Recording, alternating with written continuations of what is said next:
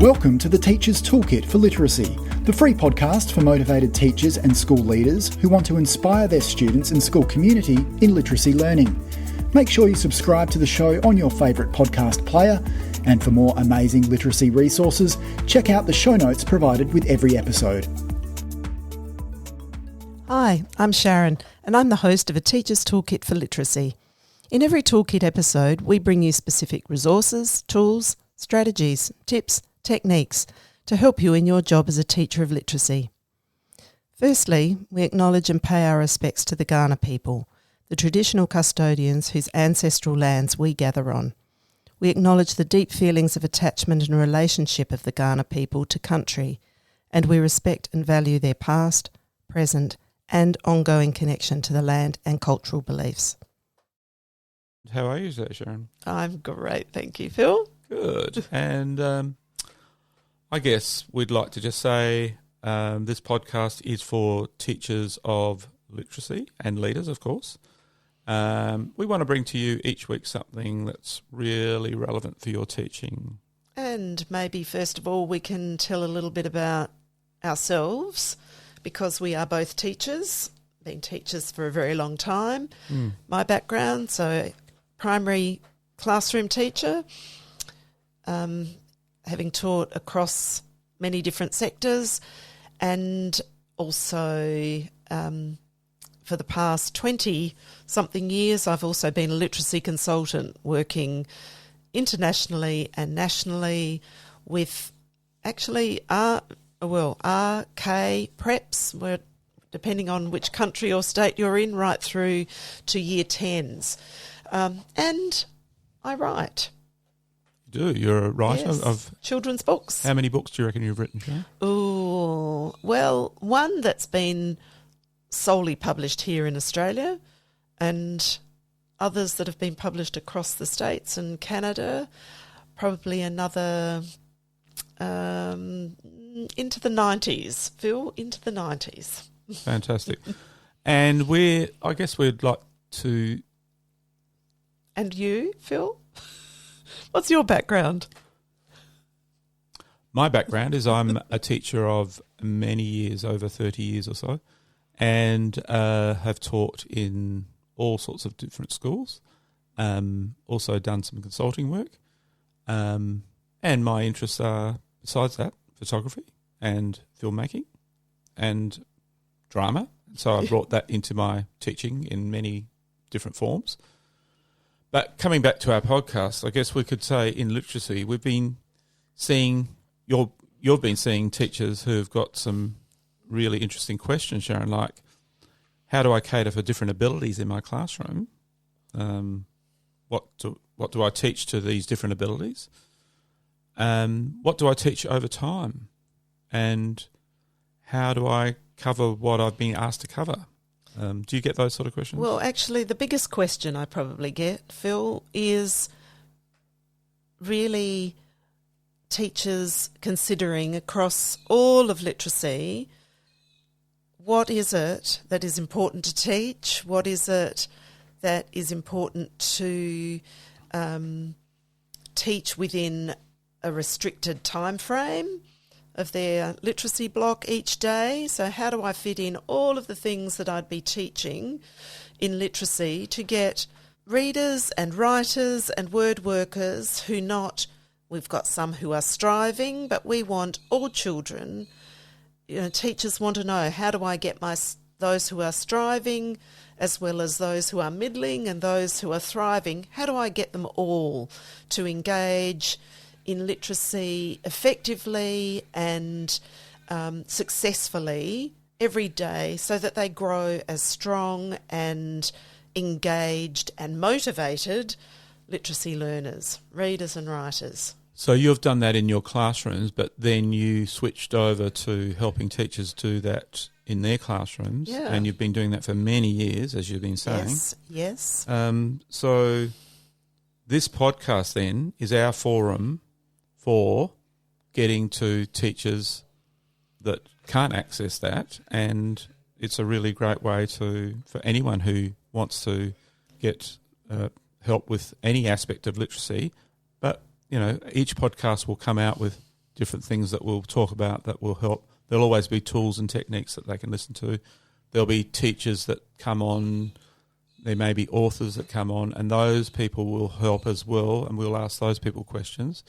And this will all help, we hope, any teacher that listens to our podcast to get some really great techniques. Yeah. I'm really excited about being able to share so many of the tools, techniques, practices that have, that we've really learnt about, but most importantly, have used successfully in classrooms, not programs, but tools and techniques that are responsive to the needs of students and that work for all students. We've got a lot of children sitting in front of us in classrooms, and we want to know what can we be doing to not only differentiate for those children every day, but how we can,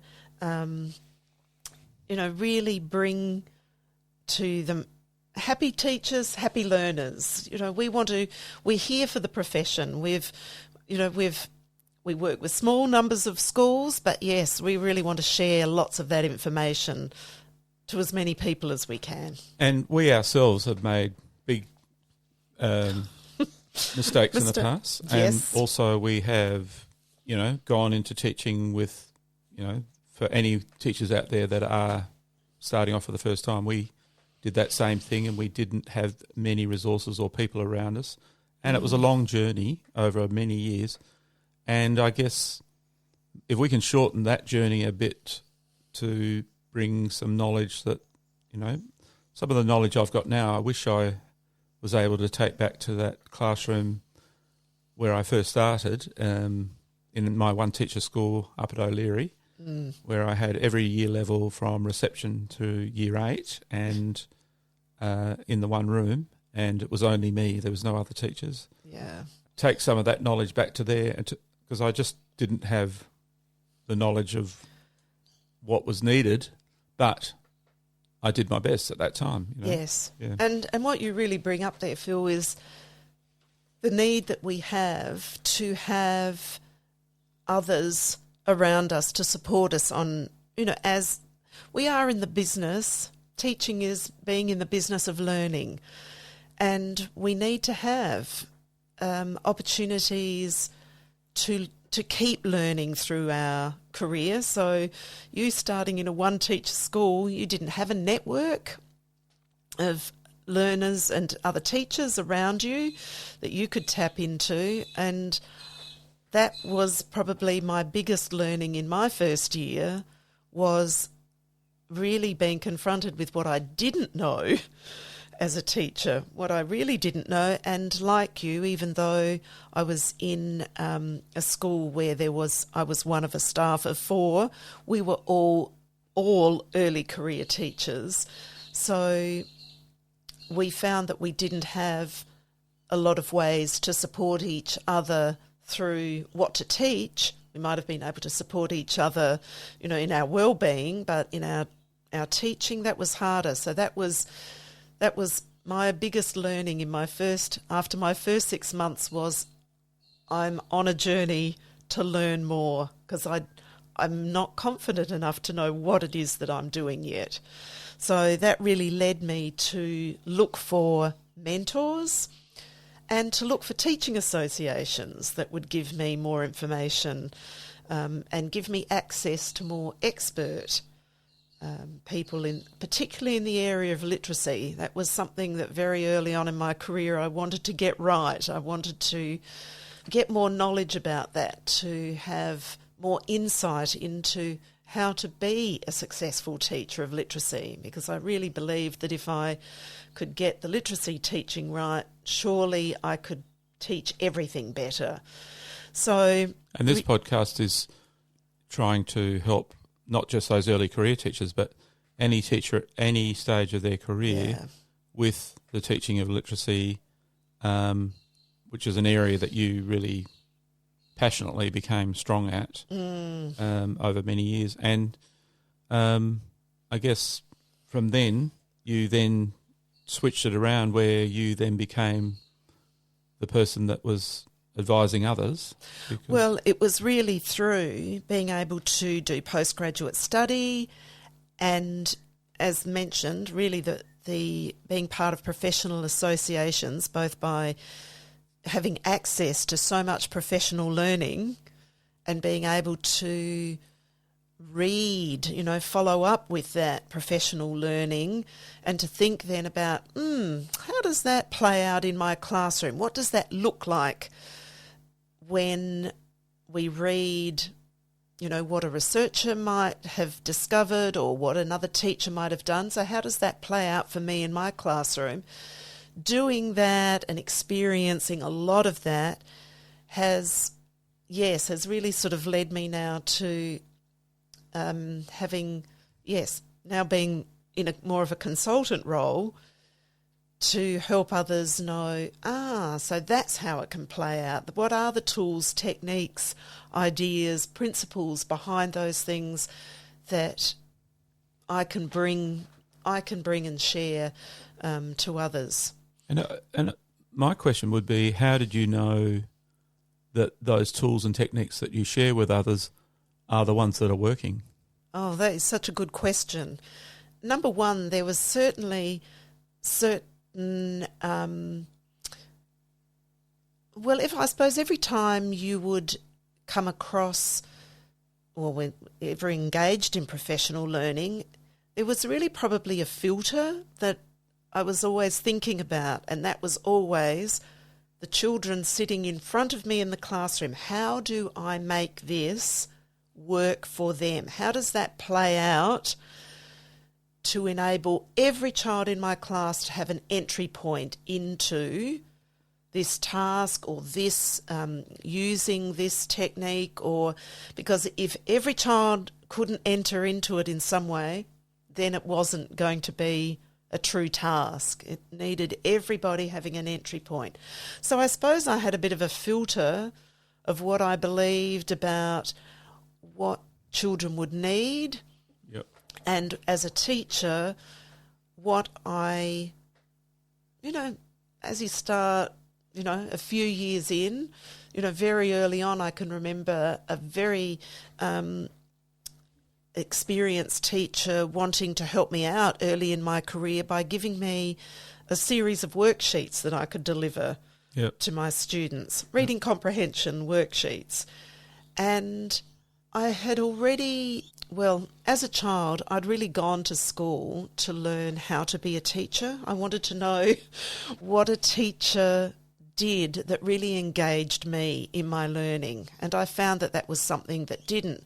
But I gave these worksheets a try, but once one worksheet down and really finding that it wasn't giving me information that I needed about those students, the right information, I thought, okay, so if it's not that way, what way would it be? Right, so this research or this professional reading that I've done or this speaker that I've heard has said, wow, read aloud is a really important piece. So how might that then build reading comprehension? So I suppose all the time it was, and I guess it was the professional development that I was involved in too, was asking me to be a thinker, not a deliverer of programs. So I think that was a really good, strong foundational piece for me early on, was that I was the teacher who needed to be in charge of what's going to work for every child in front of you.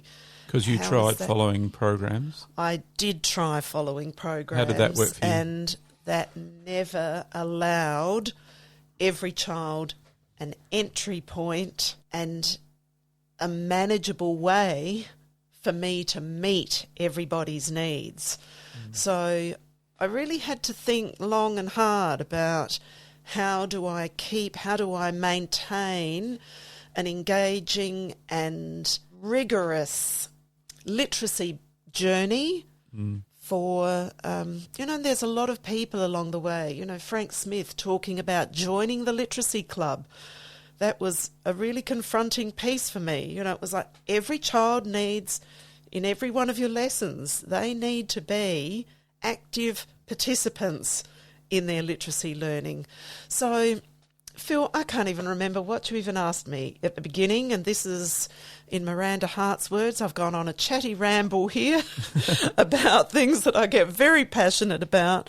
But I guess really the point that we were trying to, or that you were drawing out from that is, you build trusted mentors and trusted. Like for me, the International Literacy Association is one of the most trusted professional organisations for me.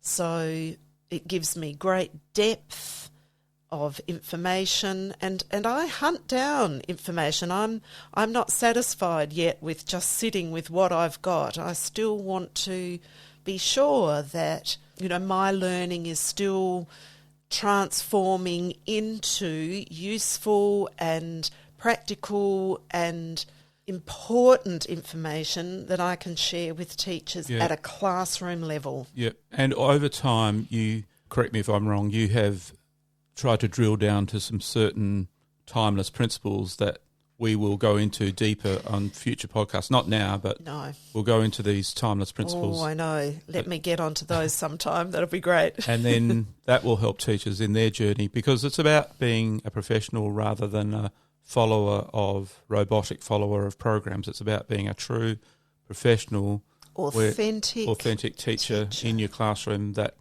really owns the teaching. You follow the Australian curriculum or whatever world curriculum, or whatever country's curriculum you're on, you follow that curriculum, but it's the way you then impart that to create those engaged learners. Is that right? Yes, that's so true. And yes, I know I haven't got time to talk about those, but we will, over the podcast, really be referring to every session what we call, or what I've called, the 7 timeless T's of exemplary literacy instruction. Would that be because they all start with T? Oh, what a tantalising thought, Phil. Okay, so that's a good reason why everyone has to keep listening to these podcasts to find out what the timeless T's are. Yes. And we're not going to give them over quickly, are we? No. Well, I'd like to. But yes, you can. I'll be measured. But each one needs its own time to get over what it's about and give examples. And also the teachers and authors and whoever we bring along to talk on the podcast will emphasise parts of those timeless T's, won't they? Yes, I'm sure. Yes, without a doubt. And just thinking about our listeners at the moment, we hope you get time to listen to our podcast, because we know how busy teachers are and there isn't a lot of time.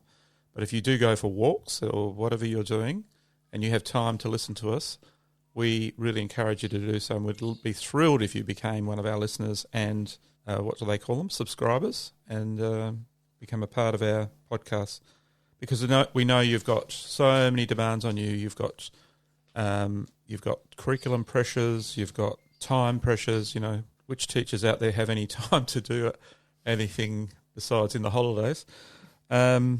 You've got children with different abilities and all these things, an overload of information that comes out, and you're not sure which one is the one that I really trust here and which one I follow. Some things you're prescribed to do by your system. But we hope to really help you personally in your classroom with what you're doing, with some really practical ways of working. Now, I know this particular podcast is more of an intro one where we're talking about the reasons for it, but as time goes on, each podcast will, we hope, deliver for you. It's a big task we've set ourselves, but we want to help you on your journey. And I know, even from my own teaching, that I was helped by the Reading we called it the Australian Reading Association, and then it's now called ALIA, and that's where actually Sharon and I met. We became friends, and then we married after a period of time, and we... that sounds all very formal, Phil. It does. But in fact, it was that real passion and interest for literacy that drew us together, and we, helped. I think we not only presented at those conferences, we then became part of the committee and helped run things. And we really haven't stopped talking about literacy since. No, sometimes we need a holiday from it, really. Yes, even our own children say that. Yeah. But in my own teaching, I would say that was a great help to me, getting to be part of a literacy association. And I guess we never had podcasts in those days, so we hope that this will be a way of almost short-circuiting it so that we... You want to say something, Sharon? No, but I was going to say each podcast, though, we are going to, and let's get to some practical things for today. So let's not send everyone off without maybe one or our last little practical bit. So each podcast, we want to finish off with some wrap-up questions. And Phil, where are we? Wrap-up questions? Yes, so we'll do some... Oh, just before we do the wrap-up questions, I thought we'd just say obviously with the podcast, we're here to help people, and that's our main motivation, really. It's not to sell anything. It's not to be here for any other reason than to truly, heart-to-heart, help others, other teachers in the profession and leaders in whatever aspects we can, and bringing some really great people on board who can help with that as well. And so, our 3 questions at the end of each podcast we'd like to bring up are, what's a great book that Sharon could recommend this week? Do you want to start with that? Yes. Right, so you'll soon find this is a theme over our podcast, is how important we believe books are and literature is to the literacy classroom. So this week I'm bringing... a book that in Australia happens to be on the Children's Book Council Shortlist Awards for 2020, and it's Emily Rodda's latest book, The Glim. And why is that so good?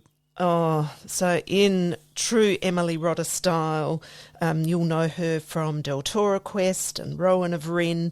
So we've got another fantasy story here of a young man named Finn, and his life in the village is hard.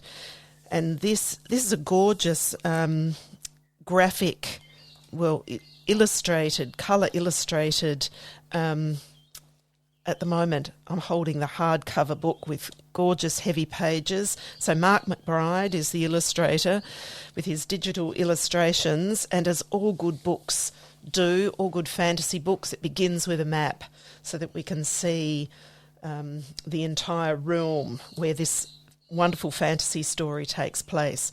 So Emily Rodda, one of my favourite authors, fabulous for the middle and upper primary students, and The Glim recommended for years 7 years old and up. So I know a teacher that I'm working with at the moment is reading it to her year 1s and 2s, and they're completely How can that absorbed. be such a hard book you can read to 1s and 2s, Sharon? Well, of course, a read aloud is the wonder, isn't it? In fact, your number 2 question is, for me, what's a great tool? Oh, I wasn't going to let you say that, because that was my job to say that. I know, but I've jumped in because I'm going to answer the great tool that we will talk about over and over again many times is the tool of reading aloud.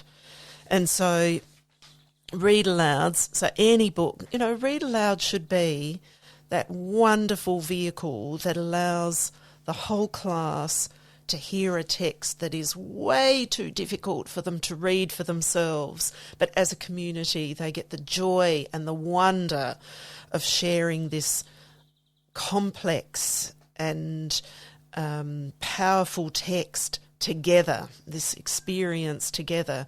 So this very book, The Glim, has been read to, this year 1-2 class, and they are deeply engaged and thriving on this book. And it has also become a big talking point at home as well.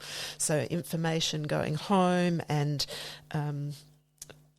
so anyway, The Glim, Emily Rodder, my book of the week, or my book recommendation of the week. And you've answered question 2. Well, I sort of have. I haven't said everything there is to say about Read Aloud, but probably enough for this week. So just a offhand quick question. Do you believe Read Aloud should be every day? Oh, yes. Every child, every day should. Hang on. That's a really good phrase. Every child, every day. I like that. Funny about that. Yes, yeah. Something our listeners will hear frequently as well. What are the every child, every day? Why a Read Aloud every child, every day?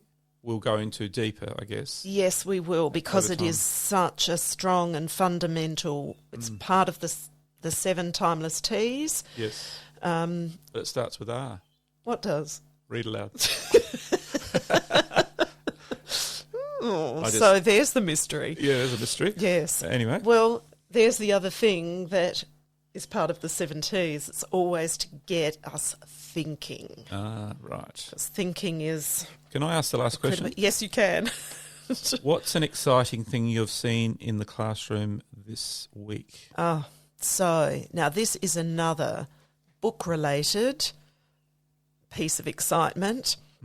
So a wondrous, absolutely wondrous piece. So a Year 6 teacher has been working with the book Mechanica, A Beginner's Field Guide by Lance Bolshin. Not sure that I'm saying that correctly, but Balchin is the surname. This is a magnificent hardcover. Well, it's kind of a bit of a hybrid, what we'd call a hybrid text. Looks like it's an informational text with these incredible insect. Well, I've got Mechanica. It has got, there is Aquatica and Jurassica are the other books. This one is Mechanical Insects.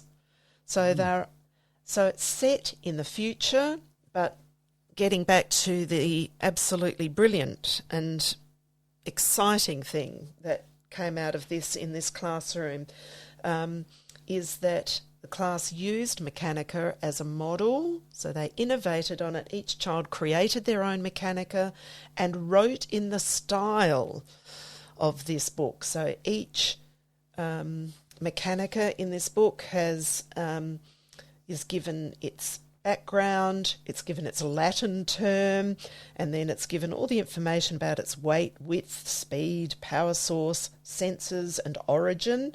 Each child created their own Mechanica, wrote their own piece about their Mechanica, and created that as a classroom collection. What year level was that? Year 6. And what year levels could this book be used for in well, this way, do you think? A teacher that I had the pleasure of working with last week, an early career teacher, said, I am bringing that very same book to my year 1s. Wow. And I want us to create our own Mechanicas and write our own piece around that as well. So there's the span of it. Completely delicious story from the Year 6 teacher of the child who went to their father's workshop at home to find some bits and pieces to build their Mechanica. The father was currently in the process of repairing his lawnmower, and so had a whole lot of the pieces laid out on the bench, which of course became the perfect pieces for the son's Mechanica. So the lawnmower remains unfixed.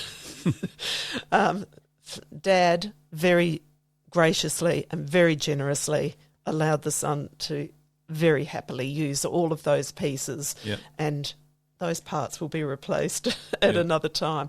But beautiful and extraordinary creations that were made, and such marvellous language.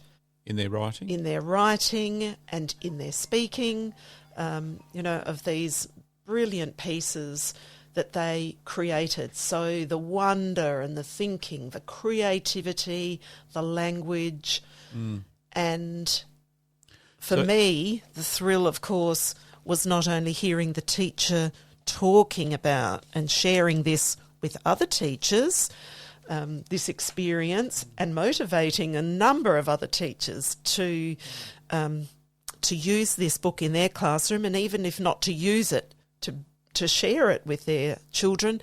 But I now have a copy of the book that the class has created. So that's the joy of what I get to do. Yeah, and using a book, as opposed to other ways of modelling writing, you'd highly recommend that. Because authors... Why is that? Well, I'm back to Frank Smith again. He says, an important piece, we learn from the company we keep. And when we are in the company of authors, we are in the company of language users and creators who far exceed what we can bring through our everyday language and through just everyday experiences. A book will bring a whole world of experiences to students that we just can't recreate.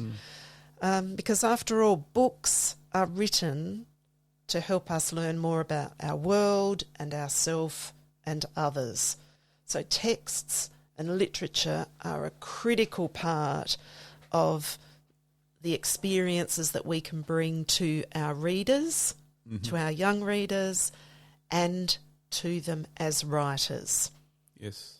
Which will end up, we will repeat many times as well. But the power of literature, the power of teaching from literature, and let's face it, that is why literacy exists, because we have things in writing, we have, the ways the language is constructed. And what's fantastic is that the Australian curriculum itself, it is such a powerful document that, it really has literature. Well, and it's not probably its just core. Not just the Australian curriculum. I mean, other countries would have literature at its core, but literature is such a central place in that curriculum. Yes, and that is why it fits in beautifully with what you're talking about, with using real books in the classroom to model your reading and writing. Yes, our literacy and our language are all embedded within literature. So teaching with literature at the core really enables us to do good, strong and solid work. And so that's why one of our questions at the end of each podcast will be about, a great book that you can recommend, and possibly another one that you can use as a tool. So I think we've probably wrap it up today in our first podcast. We hope it's been enjoyable. It's been mostly the reason for our podcasts, and as they happen each week, we will reveal more, and hope you'll stay with us, and hope you enjoyed our first podcast. Thank you. Thank you, Sharon. Thank you, Phil. Catch you next week. Signing off. Bye. Bye. Thanks for listening to the podcast. To make sure you don't miss any literacy learning tips and insights, please subscribe to our show on your favourite podcast player. At Q Learning, our literacy specialists draw on over 30 years of teaching and international consulting experience to deliver world-class learning solutions. We equip, empower and support teachers to become their authentic selves. To find out about upcoming webinars and about how Q can help you and your school, visit qlearning.com.au.